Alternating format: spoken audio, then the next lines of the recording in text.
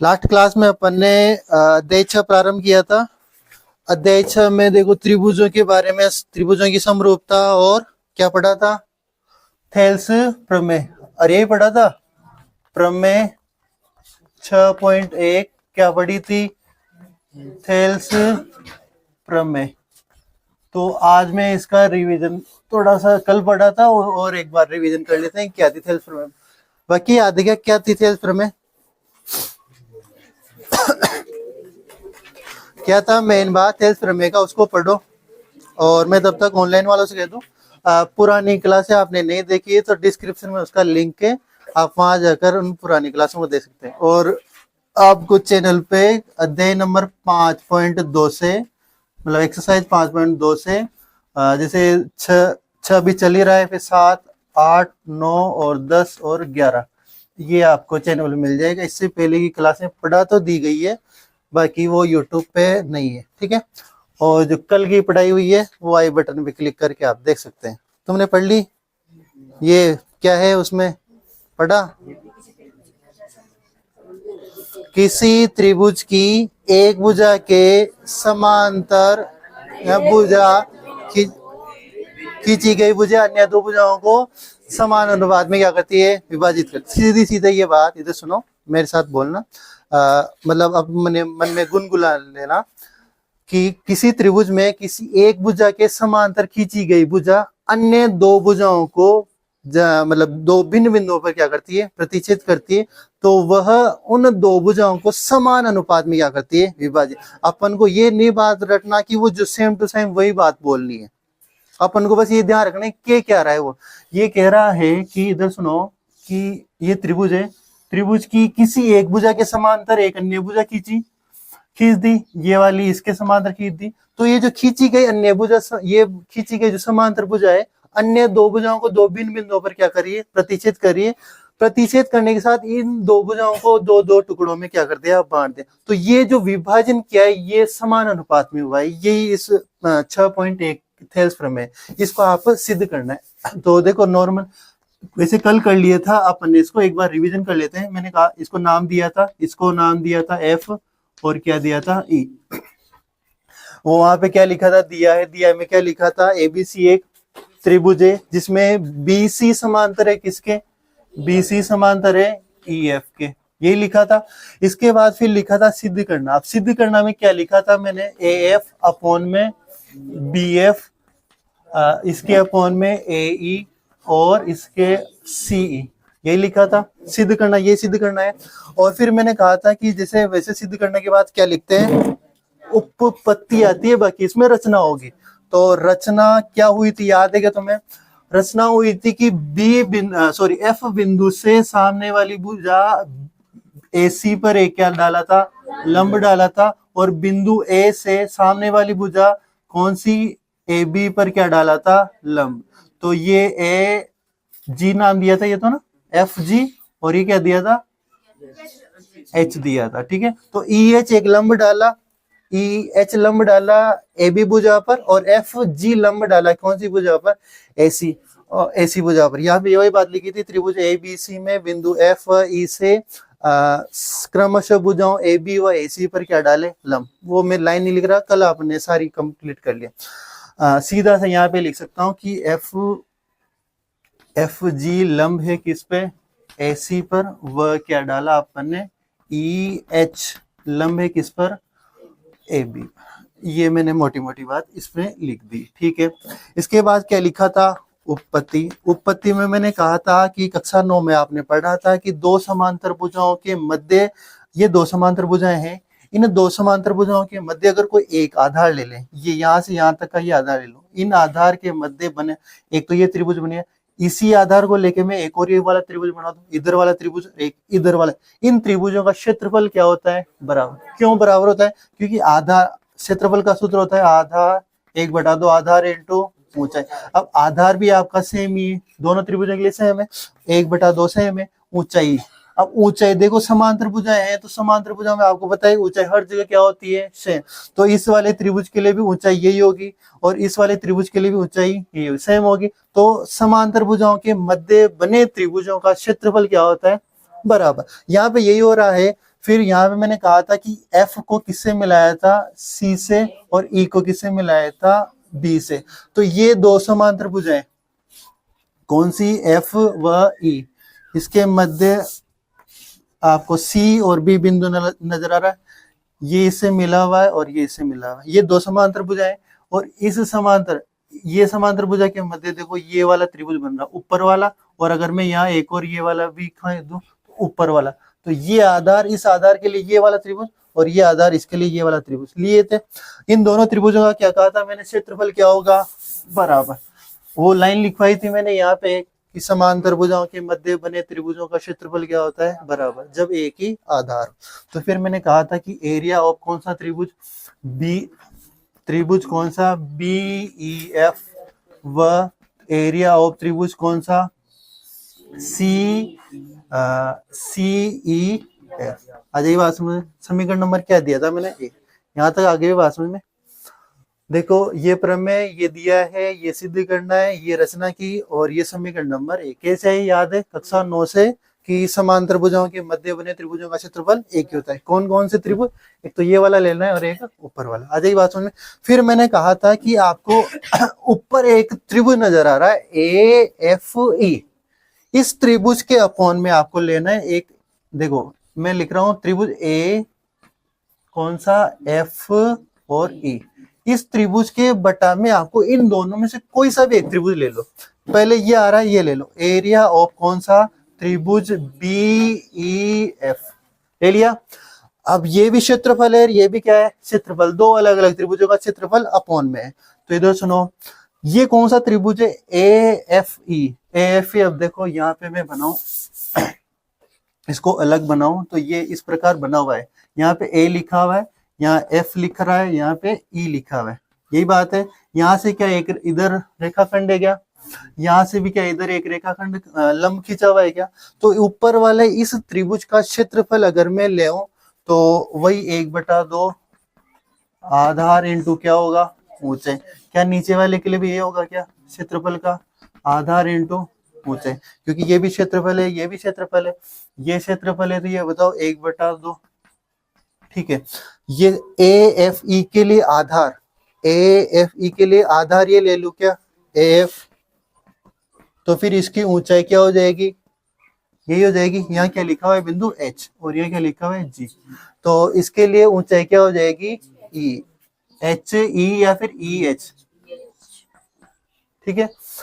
तो देखो ये एरिया, इसके लिए ये सूत्र और ये सूत्र अपन ने यहाँ अप्लाई कर दिया। आ जाइए बात समझ में, 1/2 आधार कौन सा, ए एफ, यही होगा आधार, और फिर इसके लिए ऊंचाई ये, आप इसको यूं कर दो ना सीधा, तो आधार ये होगा और इसकी ऊंचाई ये है, ठीक है, क्योंकि लंब है वो, यहाँ भी क्या है लंब, और ऊंचाई लंबवत ही नापी जाती है, तो ये इसकी ऊंचाई और ये आधार। फिर इसी के साथ नीचे देखो, ये क्षेत्रफल है, वही 1/2। अब बाकी ये कौन सा त्रिभुज है, B E F, B E F कहाँ है, बी ई एफ, ये त्रिभुज नजर आ रहा। अब देखो इसके लिए देखो आधार क्या, बी एफ, बी एफ, ठीक है। अब इसकी ऊंचाई, अब देखो यहाँ पे ये जो त्रिभुज बन रहा है, मैं इसको अगर यूं बनाओ, देखो ऐसी लाइन है, फिर ऐसा है, और फिर ऐसा खींच रहा है, ठीक है। अब इसकी हाइट कैसी होगी, पहले इसको मैं, अगर ये अभी तिरछा है, इसको अगर सीधा बनाओ तो ये ऐसा बनेगा, देखना इस प्रकार बनेगा। ये थोड़ा इसको सीधा कर दो। यहाँ पे देखो, अब आधार कौन सा लिया है अपने, ये वाला लिया है आधार। अब इससे कहूँ कि इसकी ऊंचाई, कोई बंदा यहाँ बिठाऊंगा मैं, तो इसको लंबवत ऊंचाई नापनी है, तो सीधा यहाँ से रस्सी डालेगा, लंबवत ऊंचाई यही तो रहेगी, यही रहेगी ना। तो यहाँ पे यही हुआ है कि ये जो है, इसको मैंने, हाइट यही है इसकी, क्योंकि ये देखो ये आधार चल रहा है, अब इस आधार को आगे बढ़ाया, तो इस त्रिभुज की हाइट क्या है, ई एच ही है, क्या है, ई एच। तो यहाँ पे इसकी हाइट क्या आ जाएगी, ई एच। आ जाएगी बात समझ में। कल बात आपको यही समझनी थी कि ये दोनों की हाइट सेम आएगी, इस वाले त्रिभुज के लिए, इस वाले त्रिभुज के लिए जो हाइट है वो क्या आएगी, ई एच। आ जाएगी बात समझ में। अब इधर सुनो, चलो अब इसमें आपने देखा होगा कि ये एरिया ऑफ त्रिभुज कौन सा चल रहा है, ए एफ ई चल रहा है, और नीचे चल रहा है एरिया ऑफ त्रिभुज बी ई एफ, ये चल रहा है। देखो 1/2 से 1/2 कैंसिल, ई एच से ई एच कैंसिल, उधर क्या बचा आपके ए एफ, और नीचे क्या बचा बी एफ, समीकरण नंबर 2, क्योंकि आपके समीकरण नंबर 1 पहले आ चुकी है, 1 और 2 आ जाइए बात समझे। अब समीकरण नंबर 1 भी आ गई, समीकरण नंबर 2 भी आ गई, अब समीकरण नंबर 3 कैसे आएगी? तो सुनना, मैंने अभी जस्ट ये वाला त्रिभुज लिया था, इस त्रिभुज के नीचे इनमें से कहा था कि कोई सा भी त्रिभुज ले सकते हो, कहा था, तो फिर मैंने कौन सा लिया था? ये वाला। क्या अब मैं इस वाले ऊपर वाले त्रिभुज के साथ कौन सा एरिया ऑफ त्रिभुज, कौन सा? वही ए एफ ई, ये कौन सा त्रिभुज है याद है तुम्हें? ऊपर वाला, वही त्रिभुज है। परंतु इस बार इस त्रिभुज के साथ में इनमें पहले तो ये लिया था, अब मैं कौन सा ले रहा हूं? ये वाला। इधर सुनो, कौन सा? सी ई एफ, ये लूंगा। अब इधर सुनो, वही क्षेत्रफल, इसके लिए भी 1/2 आधार इंटू ऊंचाई, यही होगा। परंतु मैं इस बार इसको देखने का नजरिया बदल रहा हूं। क्या? इधर सुनो, ए एफ ई में मैंने पहले आधार लिया था ए एफ, क्या मैं इस बार आधार ए ई नहीं ले सकता क्या?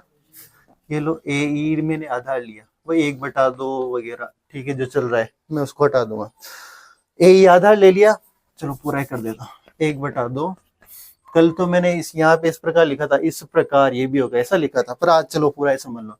1/2 आधार क्या ले लिया मैंने? ए ई। ये बताओ, इस ए ई में आधार ले रहा हूँ, ये वाला, ये त्रिभुज आपके बनाया मैंने, ये ए ई लिया। यहां से देखो, ये एक लंब डल रहा है, ई से कौन जा रहा है? एच डल रहा है। अगर ये एक तो ये डल रहा है और एक क्या डल रहा है इधर? एफ से जी, ये डल रहा है। अब इधर सुनो, ये ए ई आपने आधार लिया है, तो ऊंचाई क्या? एफ जी, यही होगी। पहले आधार ये लिया था तो ई एच ऊंचाई थी, अब आधार ई ए ई ले रहा हूं तो ऊंचाई क्या होगी? F G. ये आधार लिया है तो ऊंचाई क्या हो जाएगी? F G. तो वही एफ जी क्या हो गई? ऊंचाई। आ जाइए बात समझ में। अब नीचे वाला देखो, area of C E F, C E F कौन सा है? देखना, सी ई एफ। अब इसके लिए वही 1/2 आधार क्या हो जाएगा? बोलना, सी ई। क्या ले रहा हूं मैं? आधार सी।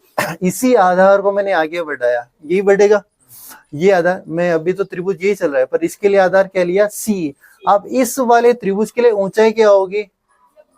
एफ जी ही होगी। जैसे इस त्रिभुज के लिए ऊंचाई ई एच थी, वैसे ही इधर वाले त्रिभुज के लिए ऊंचाई क्या होगी? F G. तो यहाँ पे भी क्या आ जाएगा? F G. आ जाए बात समझ में। वही एफ जी से एफ जी कैंसिल, 1/2 से 1/2 कैंसिल, आपके क्या बचेगा यहाँ पे? ए ई बटा सी ई, ये बचेगा समीकरण नंबर 3। आ जाए बात समझ में। एक समीकरण आई जो पता चल गई, कैसे आई थी? समांतर भुजाओं के मध्य बने दो त्रिभुजों का क्षेत्रफल बराबर होगा। कौन से त्रिभुज लेने हैं? नीचे वाले। फिर आपने कोई सा एक ऊपर त्रिभुज लेके, ऊपर वाला त्रिभुज लेके उनके नीचे कोई सा इनमें से एक त्रिभुज ले लेना है, उसका अपॉन का सारा ये काम करना है। फिर उसी के साथ समीकरण नंबर 2 मिलेगी। सेम समीकरण नंबर 2 में जो काम किया है वही काम आपको अगले त्रिभुजों के लिए नीचे समीकरण नंबर 3 में काम करना है। फिर मैंने लिखा था क्या? समीकरण 1 2 3 से ये लिखा था क्या? समीकरण 1 2 3 से ये लिखा था।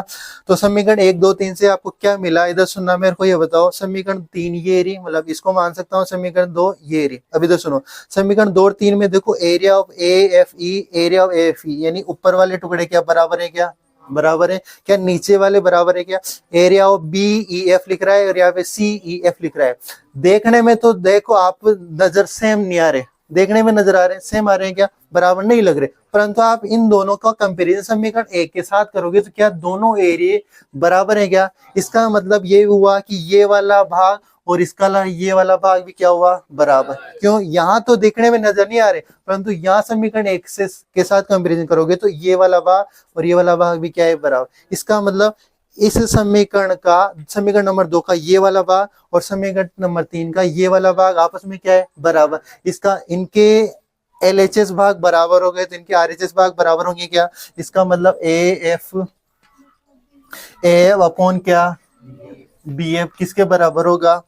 ए बटे सी। क्या अपन को यही सिद्ध करना था? क्या देखो, क्या ये वाला टुकड़ा और ये वाला टुकड़ा अपॉन में इन दो टुकड़ों के समान अनुपात समान आ गए, ये तो सिद्ध करना था। क्या इसमें ज्यादा समीकरण प्रमेय 1.6.1 आ जाइए बात समझ में। अब मैंने इधर सुनो, ये तो हुई प्रमेय, कल कल तुमने कर ही लिया था, उतार ही लिया। अब तो किसी का नहीं है दिक्कत, आगे होगा घर पे जाके 1 से 2 बार कर लेना इसको, ठीक है ना, तब जाके, क्योंकि इंपॉर्टेंट है, आने के 100% चांस रहते हैं इस अध्याय में से। इसको देखो 2 ही क्वेश्चन आते हैं ना, 2 या 3 क्वेश्चन, तो एक तो प्रमेय आती है, एक क्वेश्चन आ जाता है, तो फिर वहां से क्वेश्चन बनने के चांसेस बढ़ जाते हैं। अब इधर सुनो, मैंने कहा था कि जो AF आया है और क्या है BF, और इधर आया है AE अपॉन में CE होगा, ये F नहीं है ना, फिर मैंने चित्र मिटा दिया। इधर सुनो, ये B था, ये C था, ये F, ये E, A, इनको तो मत खींचो, कोई नहीं, यही चित्र था आपने। तो फिर मैंने कहा था यहाँ पे आपने इति सिद्धम लिख दिया था कल पे। अब मैंने कहा था इसके आगे आपको ये काम करना है, घर पे जाके किया होगा आपने, दोनों पक्षों में एक जोड़ने पर, दोनों पक्षों में आपने क्या किया, एक जोड़ा। तो मैंने क्या किया कि AF में AF बटा BF में भी क्या जोड़ा, एक जोड़ा, और AE बटा CE में भी क्या जोड़ा आपने, एक। सिद्ध करना आ जाए ना तो यहाँ तक ही करना है, ये काम नहीं करना। ये इस वजह से करवा रहा हूँ क्योंकि आगे सवालों में जैसे कभी आवश्यकता पड़ी, अभी जो इससे जो रिजल्ट आएगा ना उसकी आवश्यकता पड़ेगी तो अपन ये करेंगे ना। तो इधर सुनो, एक जैसे जोड़ा तो एलसीएम क्या आएगा, BF आएगा। तो BF का भाग BF में, एक बार एक को AF से गुणा करोगे तो AF प्लस इसके नीचे कितना, एक का भाग BF में, BF को AF से गुणा करोगे मतलब इससे, तो यहाँ क्या आ जाएगा, BF आ जाएगी। बात समझ में? सेम इधर CE एलसीएम आएगा, भाग दोगे एक बार, एक को इससे गुणा करोगे तो क्या आएगा, AE। यहाँ एक का भाग CE में दोगे, CE बार, CE को एक से गुणा करो तो CE। अब ये बताओ मेरे को, जो ऊपर ये भाग है ना, इनको जोड़ के देखो, AF और BF क्या बन रही है, AB। क्या बन रही है, AB, और नीचे क्या है, BF। ठीक है, इधर देखो, इनको जोड़ो उधर, AE और CE को, क्या बन रहा है, AC बटा CE, क्या बन रहा है। तो इसका मतलब अगर अपने कभी कभी ये चीज दी हुई है और अपन को आवश्यकता है कि अपने ये वाली पूरी भुजा चाहिए और उसके अपॉन में ओनली ये वाला टुकड़ा चाहिए, ठीक है। इधर मैं क्या कह रहा हूं कि आपको देखो ये और ये तो मिल गया, इधर का ये टुकड़ा अपॉन में मिल गया, परंतु कभी कभी आवश्यकता पड़ी सवालों में कि पूरी भुजा के बटा में चाहिए क्या, BF, और इधर भी पूरी भुजा के बटा में चाहिए क्या, CE। तब ऐसी स्थिति में अपन क्या करेंगे, एक एक जोड़ के ये काम कर लेंगे। तो देखो पूरी भुजा के बटा में BF आ गया और इधर भी पूरी भुजा के बटा में क्या आ गया, CE। अब कभी कभी उल्टा चाहे तो क्या कि BF नहीं चाहिए, हमें क्या चाहिए, इसके अपॉन में AF, क्या चाहिए, AF। तो फिर BF नीचे आया, आपको नीचे क्या चाहिए, AF। तो फिर यहाँ क्या करेंगे, उल्टा कर देंगे, दोनों पक्षों में क्या करेंगे, उल्टा करके फिर एक एक जोड़ेंगे। अजय बात में मैं ये क्यों करवा रहा हूँ, क्योंकि जैसे जैसे आगे सवालों में आवश्यकता पड़ेगी, क्योंकि जरूरी नहीं हर बार ये स्थिति मिले, कभी वो कहेगा नीचे, देखो कभी कभी ऐसा हो सकता है कि नीचे बड़ी भुजा मिले और ऊपर छोटा टुकड़ा मिले, ऐसा हो सकता है। तो फिर इसको क्या कर देंगे, उल्टा कर दें। तो मैं कल यहाँ तक कर ही लिया था, इसके नीचे इतना सा और कर लो, फिर इसके बाद प्रमेय 6.2 जो थेल्स प्रमेय का विलोम है उसको पढ़ेंगे। यहाँ तक बात समझ में आ गई। तो इधर सुनो, अगर इसमें से अब वापिस अगर आप एक एक घटाओगे तो वापिस आपको कहीं भी सवाल में ये दिया हुआ है और आपको ये आवश्यकता है, तो इसमें से वापिस एक एक घटाओगे तो ये वाली स्थिति मिल जाएगी। आ जाएगी बात समझ में। अब इसके बाद टॉपिक प्रमेय 6.2 और इसको क्या लिखोगे, थेल्स प्रमेय का विलोम। देखो वैसे इंपॉर्टेंट तो जो थेल्स प्रमेय ना वही है, ये इतना आती नहीं है, परंतु फिर भी देखो अपन कह नहीं सकते, कुछ भी आ सकता है, तो ये भी इंपॉर्टेंट ही रहेगी अपने लिए। थेल्स प्रमेय का विलोम, थेल्स प्रमेय का विलोम। देखो किताब का जो वाक्य है वही मैं लिखवा देता हूँ, क्या किताब में बोल रखा है इसके लिए। कल भी मैंने 6.1 के लिए इस किताब का लिखवाया था, सुनो। डालिए टॉपिक थेल्स प्रमेय का विलोम। इसमें क्या कह रहा है, मतलब क्या दिया हुआ है आपको, है क्या थेल्स प्रमेय का विलोम। सुनो विलोम, तो ये सुनो ना, थेल्स प्रमेय थी क्या, अपन अगर नहीं पढ़े, पढ़ने से पहले देखो थेल्स प्रमेय थी क्या, कि किसी त्रिभुज में किसी एक भुजा के समांतर खींची गई भुजा अन्य दो भुजाओं को समान अनुपात में क्या करती है, विभाजित करती है। सीधी सी ये लैंग्वेज ध्यान रखनी, क्या कि किसी त्रिभुज में एक भुजा के समांतर खींची गई भुजा अन्य दो भुजाओं को समान अनुपात में विभाजित करती है। ये तो क्या हुई, थेल्स प्रमेय। अब इसका विलोम क्या हो जाएगा, अगर दो भुजा किसी त्रिभुज की दो भुजाएं समान अनुपात में विभाजित है, किसी खींची गई भुजा द्वारा दो भुजाएं समान अनुपात में विभाजित है, तो वो खींची गई भुजा तीसरी भुजा की क्या हो जाती है, समान। इसका उल्टा ये हो जाएगा ना। तो देखो क्या कह रहा है, यही उल्टा होगा, लिखना तुम साथ के साथ। यदि एक रेखा, मैं 6.2 जो प्रमेय है उसकी लैंग्वेज लिखवा रहा हूं, लिखना। यदि एक रेखा किसी त्रिभुज की, यदि एक रेखा किसी त्रिभुज की दो भुजाओं को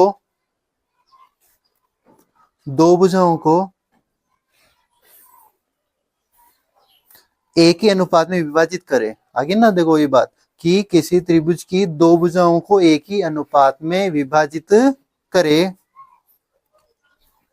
एक ही अनुपात में विभाजित करे,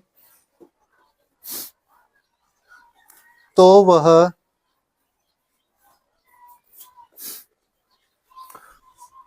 वह तीसरी भुजा के समांतर होती है, तो वह तीसरी भुजा की क्या होती है, समांतर होती है। आ जाइए बात समझ में। तो ये तो मैंने वैसे बोल समझा भी दिया कि क्या रहा है वो, कि थेल्स प्रमेय का जस्ट विलोम है। थेल्स प्रमेय में तो था कि किसी भुजा के समांतर खींची गई भुजा अन्य दो भुजाओं को समान अनुपात में क्या करते हैं, विभाजित। यहाँ इसका उल्टा आ गया कि अगर किसी त्रिभुज की मतलब किसी त्रिभुज में कोई भुजा खींचे और वो अन्य दो भुजाओं को समान अनुपात में विभाजित कर दे, तो वो जो खींची गई रेखा है ना, वो किसी उस तीसरी भुजा की क्या हो जाएगी, समांतर। तो आपको ये नहीं दर्शाना, क्योंकि समांतर तो अपन को सिद्ध करना है कि ये समांतर है, ठीक है ना। चित्र में यही बना रहा हूं, सुनना। दिया है, क्या दिया है ये बोलो, त्रिभुज ए बी सी में पहले उस थेल्स प्रमेय में तो लिखा था कि बी सी समांतर ई एफ लिखा था, पर यहाँ पे क्या लिखेंगे कि त्रिभुज ए बी सी में ए एफ अपॉन क्या, बी एफ, इसके बराबर क्या दिया है आपको, सी, यही दिया है ना, ठीक है ना। इस बार उल्टा चलते हैं, तो अब फिर यहाँ क्या लिखेंगे, सिद्ध करना। अब सिद्ध क्या करना है, आपको सिद्ध करना है कि बीसी समांतर हो जाए किसके, एफ ई के, ये सिद्ध करना है आपको। क्या इसमें रचना होगी, हाँ जरूर होगी रचना। क्या रचना होगी, रचना ये होगी कि यहां से एक रेखाखंड खींचा, ये रेखाखंड खींचा जो ये मानते हुए खींचा, एफ ई डे से एक रेखाखंड खींचा त्रिभुज ए बी सी में बिंदु एफ से एफ ई डेस, ठीक है ना, एफ ई डेस रेखाखंड खींचा जो बीसी समांतर है किसके, एफ ई डेस। मतलब ये रेखाखंड इस प्रकार खींचा है क्योंकि उसने कहा कि ये तो समांतर सिद्ध करना है, एफ ई डेस ये तो सिद्ध करना है, परंतु अपने हिसाब से क्या किया कि बीसी के समांतर एक अन्य रेखाखंड खींच दिया, ठीक है। ऐसा इमेजिन कर लिया कि यहाँ पे एक रेखाखंड है जो इसके समांतर क्या कर दिया, खींच दिया, ठीक है। ये वही बात हो गई जैसे अध्याय नंबर 1 में अंडर दो को अपरिमेय सिद्ध करते हैं, पहले उसको क्या मानते हैं, परिमेय, फिर वो जब परिमेय नहीं आता तो बोल देते हैं कि अपरिमेय। तो वही बात यहाँ पे कि वैसे खींची हुई है ऑलरेडी रेखा, परंतु अपन इमेजिन कर लिया कि यहाँ एक और इसके समांतर रेखा खींच दी। इसको किताब वाले ने ऊपर खींच रखा है, अपन नीचे खींचे ऊपर खींचे, चल जाएगी बात। यहाँ तक ये बात समझ आ गई। ये तो हुई क्या रचना। अब क्या करेंगे, पत्ती। चलो इधर सुनो, BC समांतर FE डैश, ठीक है, ये रचना से मिला आपको।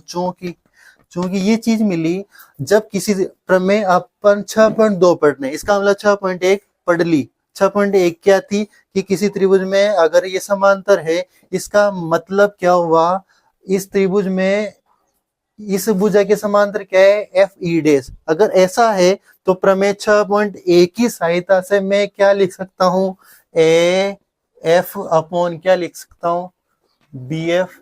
और इधर के लिए क्या लिख सकता हूं मैं, AE डैश अपॉन में क्या लिख सकता हूं, CE डैश। क्या लिख सकता हूं, CE डैश लिख सकता हूं ना। अगर यहाँ पे में E डैश नहीं होता, E होता तो फिर E आ जाएगा, परंतु ये अपन ने रचना की है, तो ये रचना की, तो फिर इस रचना से अपन को क्या मिला, ये वाला परिणाम मिल गया। अब अपन क्या करेंगे, दोनों पक्षों में एक जोड़ने पर, दोनों पक्षों में एक जोड़ो, तो AF अपॉन में BF प्लस का एक जोड़ा, और AE डैश अपॉन में CE डैश प्लस का एक। जैसे आप ये जोड़ोगे तो यहाँ तो एलसीएम आएगा CE डैश और इधर एलसीएम आएगा BF, ठीक है। BF का भाग BF में वन टाइम तो इससे मल्टीप्लाई करोगे तो AF, और यहाँ पे भी क्या बन जाएगा, BF। अभी जस्ट पहले किया था अपन ने, यहाँ पे भाग दोगे तो यहाँ तो क्या बनेगा, AE डैश प्लस का CE डैश, ये बनेगा। यहाँ कर दो, क्या बचा हुआ, AF और BF दोनों मिलके क्या बना, AB अपॉन क्या बन गया, BF बन गया। चलो इधर सुनो, फिर इधर AE डैश और CE डैश मिलके क्या बन गए, AC अपॉन CE डैश। समीकरण नंबर 1 दे देना, एक पहले आ गई क्या, एक ही आएगी ना, तो समीकरण नंबर 1। यहाँ तो बात समझ आएगी। अब इधर सुनो, ये तो अपन को कहाँ से मिला, जो अपन ने रचना की थी, रचना करने से अपन को ये मिला, ये मिलते इसमें एक एक जोड़ा और ये मिल गया, समीकरण नंबर 1। यहाँ तो बात समझे। अब अपन को क्या करना है, कुछ दिया हुआ भी तो है ना अपने पास, क्या है, क्या दिया है कि AF अपॉन के BF दे रखा है और बराबर में दे रखा है AE बटा C दे रखा है। क्या क्वेश्चन में क्या लिख दोगे, दिया है। इसके भी क्या करो, दोनों पक्षों में एक एक जोड़ दो, दोनों पक्षों में एक जोड़ने पर, जैसे आप एक एक जोड़ो, चलो जोड़ते हैं, AF अपॉन के BF प्लस का 1 और AE बटे CE प्लस का 1। आप जैसे जोड़ोगे यहाँ तो आएगा BF, भाग दोगे तो AF प्लस का क्या आएगा, BF आ जाएगा। इधर सुनना, इधर CE है, यहाँ तो AE प्लस का यहाँ क्या आ जाएगा, आ जाएगी बात समझ में। चलो जोड़ने पे मिला क्या, AF और BF देखो वहां पे क्या आ रहा है, लिख सकता हूँ क्या, AB नीचे क्या आ जाएगा, BF। चलो इधर सुनो, AE और C जोड़ो वहां पे, AE और C तो क्या आया, AC बटा C, ये आएगा समीकरण नंबर 2। अब आपको समीकरण नंबर 1 और 2 में कुछ दिखा क्या, AB upon BF, AB upon BF, इनके लेफ्ट पार्ट बराबर है, दैट मीन्स राइट पार्ट भी बराबर होंगे। तो समीकरण नंबर 1 व क्या लिख दिया है, समीकरण 2 से, जैसे आप समीकरण 1 व 2 को कंपैरिजन करोगे तो इनके इधर वाले भाग यानी लेफ्ट वाले पार्ट बराबर हैं, तो इनके राइट पार्ट यानी लेफ्ट हैंड ये वाले, तो कौन से भाग, इसका मतलब AC बटा CE डैश, ये वाला भाग किसके बराबर होगा, AC बटा CE के। अब आप देख पा रहे हो जो निकल गया है अपना रिजल्ट, इसमें AC तो ऑलरेडी बराबर है, नहीं आएगा सामने, देखो बराबर नहीं, इसका मतलब ये भी बराबर होंगे। अतः सी ई डेस है वो किसके बराबर है, सी के। इसका मतलब सी ई डेस और सी एक ही चीज है। अब देखो सी सी भी सेम आ गया, अब ई डेस ही तो आया, इसका मतलब जो ई डेस है वही क्या है, ई है। मतलब यहाँ पे आप लिख देंगे अतः ई डे बिंदु, चलो यूं लिख लो, रेखाखंड सीई में बिंदु ई डेस ई पर समपाती है। कैसा है, समपाती है। इसका मतलब दोनों बिंदु क्या है, एक ही है। दोनों बिंदु क्या है, एक ही है। फिर इस यहाँ तक ये लाइन लिखने के बाद नीचे लिख देंगे अतः बी सी, जो अपन ने लिखा था जो सी बी एफ, इसका मतलब ये वाला बिंदु एक ही है, तो फिर अपन इसके नीचे लिख देंगे कि ए एफ और ए ई डेस, मतलब ई डेस और ई दोनों क्या है, सेम है। तो एफ ई बराबर है एफ ई डेस के, फिर ये बराबर होते हैं, फिर इनके समांतर लिख देंगे। सारी बात यहां तक उतारो, फिर कंप्लीट।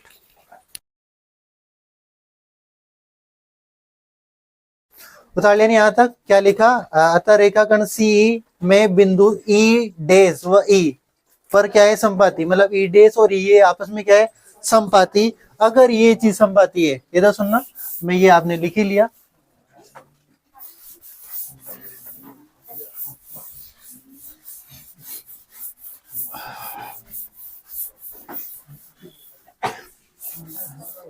ये आपने लिख ही लिया कि ये है। तो फिर अगर ये संपाती, इसका मतलब क्या हुआ कि एफ ई बराबर है क्या, एफ ई डेस के। ठीक है, यही हुआ संपाती है अतः। तो फिर इसके नीचे लिख लेना ये जो आपको सिद्ध करना है, बी सी समांतर है, बी सी मतलब अगर ये दोनों बराबर है तो फिर इसका मतलब एफ ई डेस ये दोनों बराबर है, तो बी सी किसके समांतर हो जाएगी, एफ ई के, एफ ई के, क्योंकि ये दोनों बराबर है। तो ठीक है, और यहाँ पे क्या लिख दोगे, इति सिद्धम। आ जाइए बात समझ में। तो ये कंप्लीट हुआ, इसको उतारो, तब तक मैं इधर का मिटाता हूँ। नहीं लिखा था क्या, पास से किसी से लिख ले। ठीक है, इसको उतारो, उतार लिया। हाँ, अब इधर सुनो, आपके मेरे को देखो 5 मिनट चाहिए, और क्या चाहिए इसमें, अध्याय जो एक्सरसाइज 6.1 है ना उसको निकालो। अभी वो हो जाएगी 5 मिनट में, है ना। इसको कंप्लीट करते हैं तो अपने पर में 6.1 भी कंप्लीट हो गई कल की क्लास में। जिन्होंने कल की क्लास नहीं देखी वो कल की क्लास देख लें। ठीक है, इधर सुनो, 6.1 में आ जाओ। वैसे जो ये दोनों प्रमेय ना 6.1 के बाद है, परंतु इस अध्याय में पहले पढ़ लेना चाहिए इनको, क्योंकि मेन पार्ट रीढ़ की हड्डी मान लो इस अध्याय की, ये जो दो थेल्स प्रमेय पढ़ी है, ठीक है ना, इसके आधार पे सारी चीजें होंगी। तो सुनो, एक्सरसाइज 6.1 ये उतार लिया।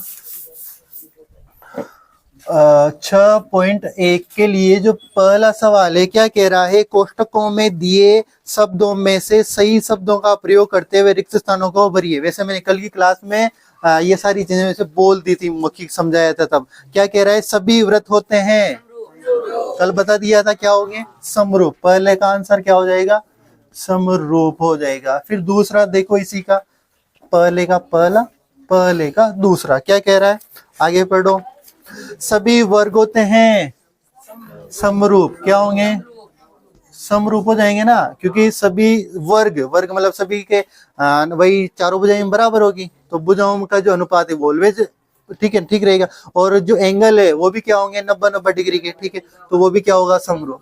थर्ड देख लो, सभी त्रिभुज समरूप होते हैं, समबाहु, क्योंकि समबाहु त्रिभुज में जो सभी एंगल होंगे ना वो सभी 60-60 डिग्री के होंगे। तीनों कोण क्या होंगे, बराबर होंगे, तो उनके कोणों की जो माप है वो क्या हो जाएगी, बराबर। क्योंकि कल मैंने समरूप की परिभाषा में लिखवाया था जो भुजाओं जो कोणों की माप है वो क्या तो या तो बराबर हो या फिर भुजाओं का अनुपात क्या हो बराबर। तो कोणों की माप क्या हो जाएगी समबाहु त्रिभुज में बराबर। और वैसे भी अगर कोणों की माप बराबर हो जाएगी तो फिर उसमें जो भुजाएं हैं वो आपस में अपने आप बराबर हो जाएगी। ठीक है, तो इसमें क्या आ जाएगा थर्ड समबाहु, क्या आंसर आ जाएगा समबाहु त्रिभुज। ठीक है, इसी का फोर्थ देख लो फर्स्ट का, भुजाओं की संख्या भुजाओं में की समान संख्या वाले दो बहुभुज समरूप होते हैं यदि उनके संगत कोण क्या हो बराबर हो तथा उनकी संगत भुजाएं क्या हो समानुपाती। ये सीधा सा है, आगे वाले क्वेश्चन में लिख दो बराबर क्या बराबर और बाद वाले में लिख दो क्या समानुपाती समानुपाती। ये इसका आंसर हो जाएगा बाद वाले का। इसी के बाद दूसरा क्वेश्चन देखो क्या कह रहा है, निम्नलिखित युग्मों के दो भिन्न भिन्न उदाहरण दीजिए। आपको भिन्न भिन्न उदाहरण देना है। क्या कह रहा है समरूप आकृतियों के उदाहरण अभी जस्ट ऊपर अपन पढ़ गया है। वृत्त दो वृत्तों के उदाहरण दे देना, दो वर्गों के उदाहरण दे देना, समबाहु त्रिभुज के उदाहरण देना। कितने उदाहरण दे दिए, तो कोई से भी दो उदाहरण तुम अपने हिसाब से लिख देना। दो वर्ग बना देना, दो क्या नाम है आयत बना देना जिनकी भुजाओं का अनुपात समान हो। ठीक है, आयत बना सकते हो और वृत्त बना सकते हो। ठीक है, कोई सभी एक। अगला क्या कह रहा है, ऐसी आकृतियां जो समरूप नहीं है। वहां तो दे आपने समरूप के उदाहरण, अब यहाँ पे जो समरूप नहीं है उनके दे देना। तो समद्विबाहु त्रिभुज का दे देना। ठीक है ना, अभी ऊपर उदाहरण में आया ना एक तो समबाहु और समद्विबाहु, तो वहां अपने समबाहु टिक किया था, तो फिर यहाँ पे क्या लिख दोगे समद्विबाहु का उदाहरण दे देना। ठीक है, या फिर किसी और एक वर्ग बना देना, एक आयत बना देना। वो कैसे समरूप नहीं होंगे, तो जो समरूप नहीं हो उनके उदाहरण यहाँ लिख देना दो, और जो समरूप आकृति उनके उदाहरण फर्स्ट में लिख देना। आ जाएगी बात समझ में। इसके बाद क्वेश्चन नंबर तीन क्या कह रहा है, बताइए कि निम्नलिखित चतुर्भुज समरूप है या नहीं है। बस है या नहीं है यह बताना है। तो देखो आप समरूप होने के लिए कोणों की माप समान होना आवश्यक है। तो जो बाद वाला है इसमें सभी 90 डिग्री के दे रखे हैं, परंतु जो पहला वाला है उसमें सभी 90 डिग्री के नहीं दे रखे, तो कोणों की माप समान नहीं है, तो समरूप नहीं है। और परंतु यहाँ पर जो भुजाओं की माप है वो जरूर क्या समानुपाती है, क्योंकि 1/2 के अपॉन में 3 करोगे तो इनका जो रेशो आएगा 1/2 आएगा, सभी का जगह 1/2 आ जाएगा, परंतु इनकी जो कोणों की माप है वो समान नहीं। आ जाएगी बात समझ में। तो यहाँ पे क्या आ जाएगा नहीं। वैसे इधर सुनो, उसने क्वेश्चन में बोल रखा है कि बताइए कि निम्नलिखित चतुर्भुज समरूप है या नहीं।